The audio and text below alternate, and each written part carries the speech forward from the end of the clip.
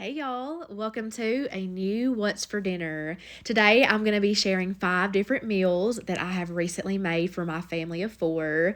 These were all new to me recipes and they all turned out so good. They were all huge hits, so I'm excited to talk about all this good food. I really do strive to try and keep everything pretty budget friendly. So if that interests you, if you are needing some inspiration or just looking for something different to cook, I really do hope that you'll stick around and continue watching, and I do hope that you enjoy. So let's jump on into the first recipe. So my local Save-A-Lot recently had a really good sale on these chicken leg quarters. As you can see, for over 4 pounds of meat, it was just $2.99. That is a crazy good deal. I could not pass it up. Now, I've actually never cooked with chicken leg quarters, so I wasn't too sure what to do with them because this was kind of like a last minute dinner. So I went to Pinterest and I just found the first thing that looked and sounded good. So as you can see, I just put those chicken leg quarters on a big cookie sheet. I drizzled them with a little bit of olive oil, and then I just made a really simple rub.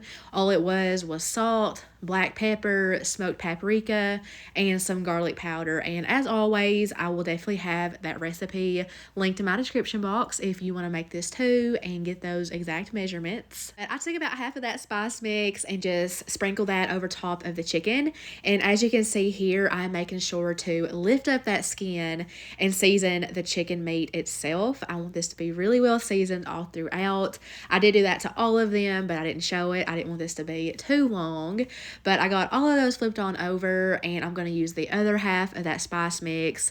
And with my hands, I'm just patting it in, massaging it in. I want it to stick really well. I am going to be cooking these skin side up. That way, as these roast, that skin can get nice and crispy. If you want the bottom of them to be that way as well, you could definitely bake these on a cooling rack, but we don't really care because it's not like a breaded chicken.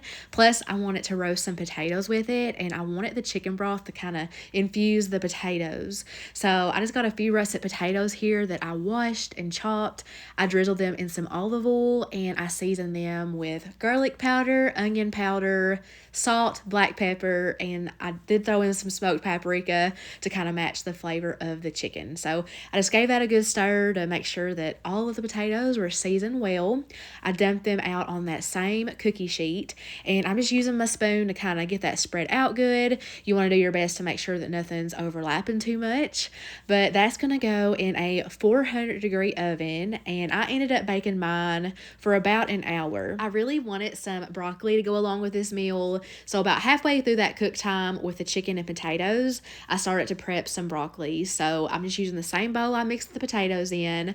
I've got the fresh broccoli that I drizzled with olive oil, and I seasoned those with Lawry's garlic salt and black pepper. Gave it a good mix. I popped that in the oven to cook with the chicken and potatoes. I did pull it out first, and I like to drizzle it with a little bit of fresh lemon juice. And y'all, this right here, this is some of the best Parmesan cheese ever. I found mine at Kroger. I got a really good deal on it. This was like over 50% off, and the quality is just amazing. Like, I'm addicted. So I just did a couple spoonfuls of that, sprinkled it over that hot broccoli, and it's some of the best broccoli ever. And then here is the chicken and potatoes. Once they come out of the oven, I made sure to test the potatoes for tenderness, and I did stick a meat thermometer in the chicken just to make sure it was all cooked. So I did pair this alongside some mac and cheese. I made that for the boys and it kind of looked good, so I gave myself a little bit of that. And I did have some leftover coleslaw in the fridge, and it paired really good with this meal. As for the chicken and vegetables, I swear sometimes the simplest meals are the best. We love dark meat chicken anyways, but when you cook it on the bone, it's just so much more flavorful. It was so juicy and just fall off the bone tender, and we loved how the potatoes kind of soaked up the chicken fat. It was just an amazing sheet pan meal. Next up, I'm making some homemade refried beans that are going to go inside some beef chimichangas. So I started with a pound of dry pinto beans. I washed them really well. I made sure to sort through them, make sure nothing crazy is going on in there, and I dumped them in the bottom of my crock pot. Then I'm going to grab a 48-ounce container of chicken broth, which is 6 cups, and I'm just going to pour that right on top of the beans to cover them. If you want these to be vegetarian, you could obviously swap the chicken broth for vegetable broth. So I grabbed a 4-ounce can of diced green chilies, dumped that in, juice and all. It calls for a whole onion to be chopped and thrown in there. I'm subbing that for lots of onion powder. I use all of my fresh garlic up. I just put them in there whole. I obviously peeled them. I did 2 teaspoons of dried cumin and a few bay leaves.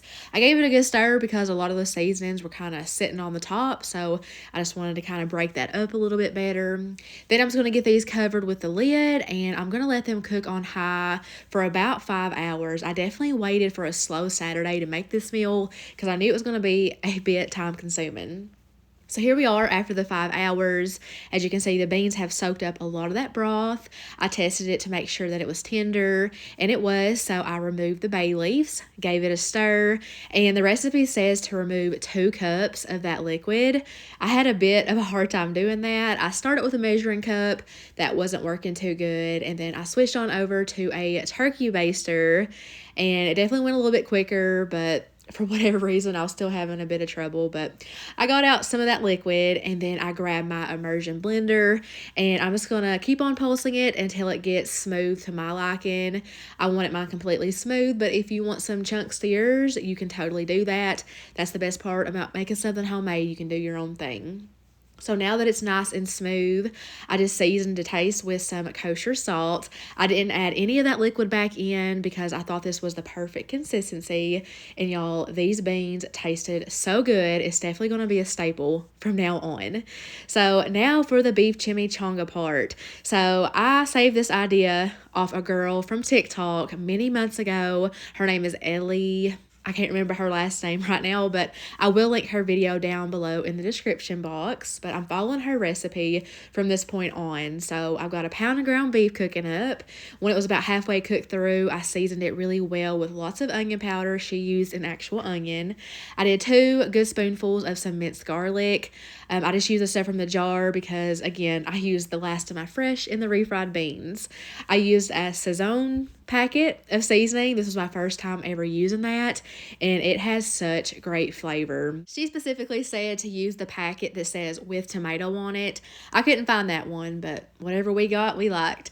I did a heaping spoonful of tomato bouillon powder, and I did an 8-ounce can of tomato sauce. She said to use 3/4 of the can, but I didn't want just a little bit sitting in my fridge, so I dumped it all in there, as well as 2 cups of water, and I did take 1 small potato. I peeled it, washed it, and chopped it and threw it on in there, as well as a handful of some fresh cilantro. If you don't like that, just leave it out.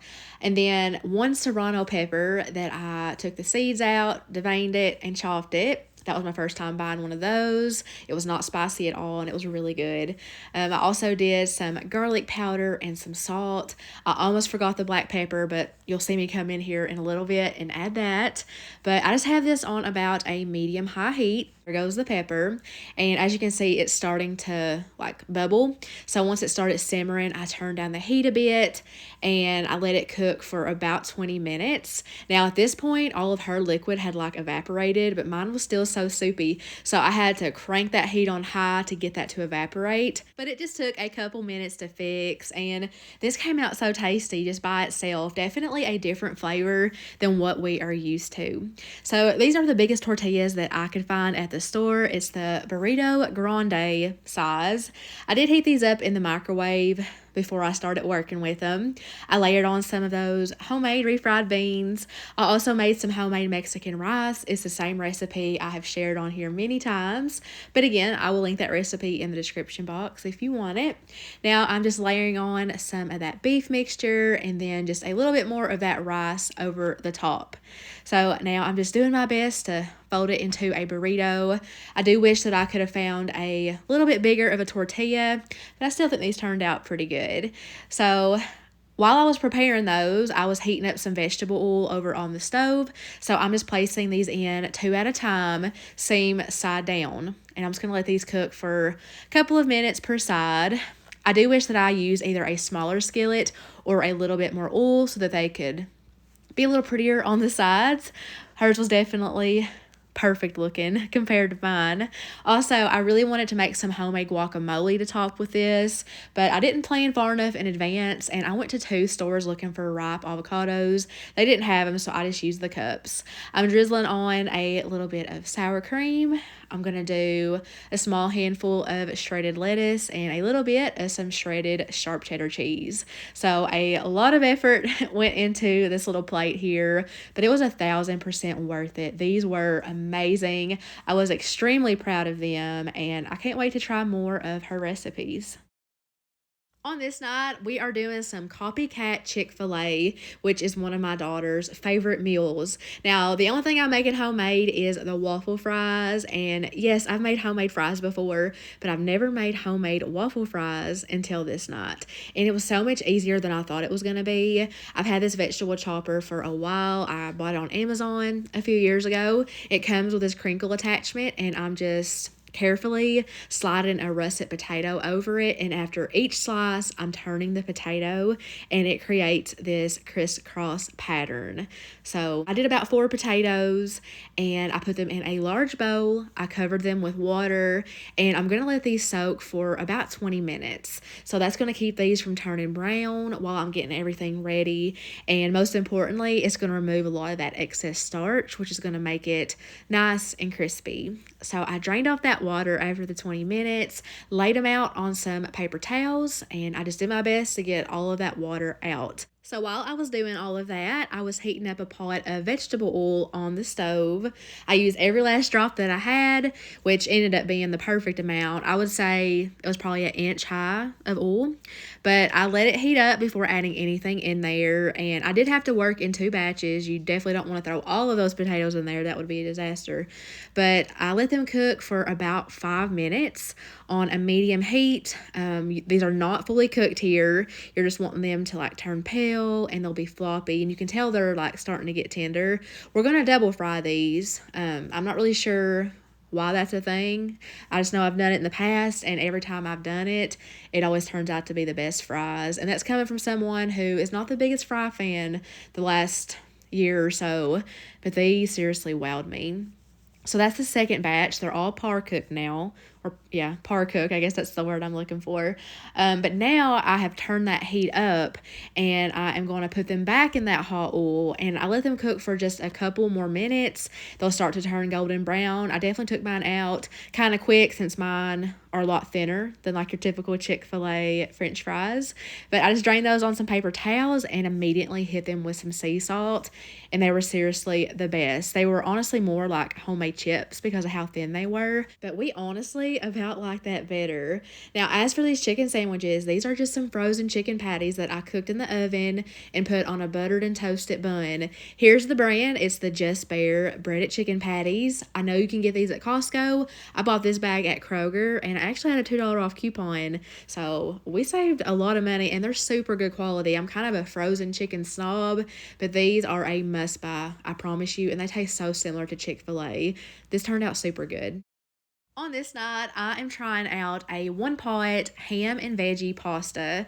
Now, this is one that I wasn't necessarily overly excited to try out, but it definitely exceeded my expectations. So I've just whipped out my big Dutch oven. I heated up a little bit of olive oil, and I threw in some leftover Easter ham that I had froze and thawed out, chopped up, and threw in that hot oil. I seasoned it with some onion powder, or you could do actual onions if you wanted to. And I also did a spoonful of minced garlic from the jar, saute that around for a bit. Here I'm adding in a teaspoon of dried Italian seasoning and a small pinch of some crushed red pepper flakes.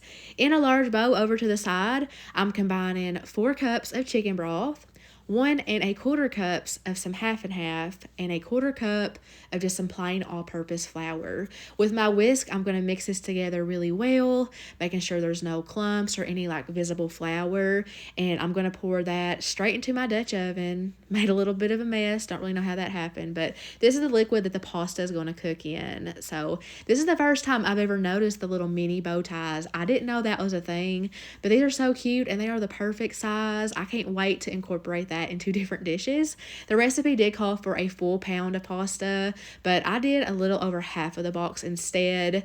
A full box for most recipes is just too much for us, and we like things to be extra saucy. So I'm really glad that I made that change. But after I added the pasta, I covered the pot, I let it cook for 15 minutes. Then I came in and gave it a good stir, and I added in 1 cup of some frozen peas and carrots. The recipe called for 2 cups. I thought that would be too much.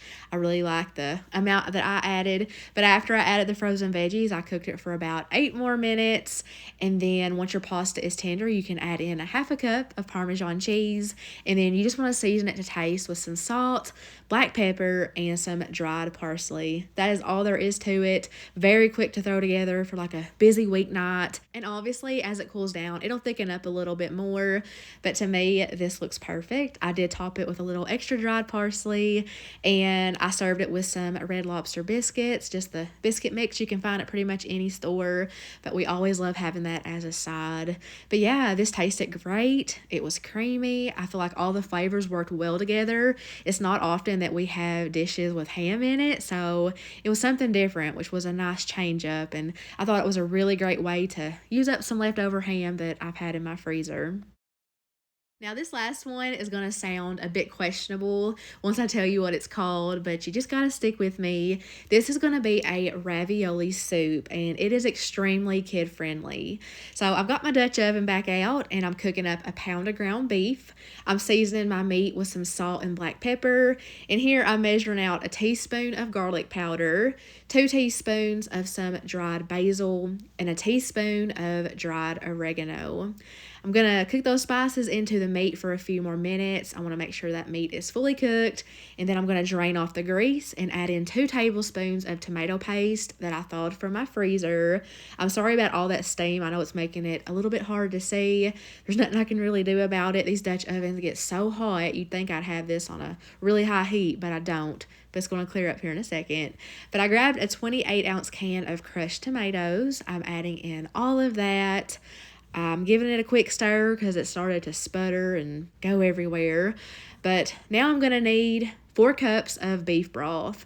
So I'm going to sub that with 4 cups of water and 4 teaspoons of this beef powder, which I pretty much always have on hand because for whatever reason, if I don't plan ahead and get it a town over, like way in advance, I can hardly ever get beef broth at my local grocery store. I don't know what it is. It's like they're either always sold out or maybe they don't stock. I don't know the situation, but that beef powder works just fine. So I brought that up to a simmer, and I'm going to let this cook for at least 20 minutes. So in the meantime, I've got a pot of water boiling next to it, and I'm going to cook up this whole bag of frozen cheese ravioli. This is just the Save-A-Lot brand, and I've noticed anytime I make any dish with these, my kids love it. So I gave the soup a little taste test, and it was missing something, so I decided to balance it out with some sugar, and that helped a ton. So lastly, I'm just going to hit it with a few tablespoons of Parmesan cheese, let that melt in, and that's it. It is ready to be ladled over the bowls of the cooked and drained ravioli. So I'm just going to set this to some music while I serve it up for my family.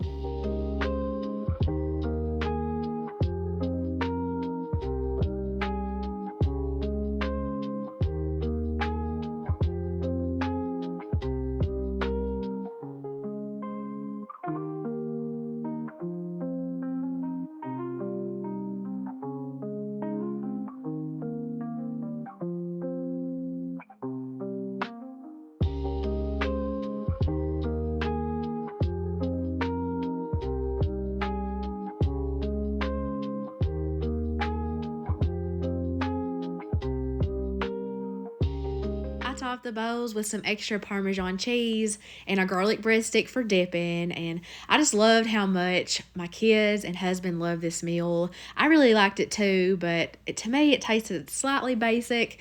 I feel like it has a little bit of room for improvement, but maybe that's just me. But that does wrap up this video. I hope this gave you some good ideas. I want to thank you so much for watching, and I'll see y'all next time.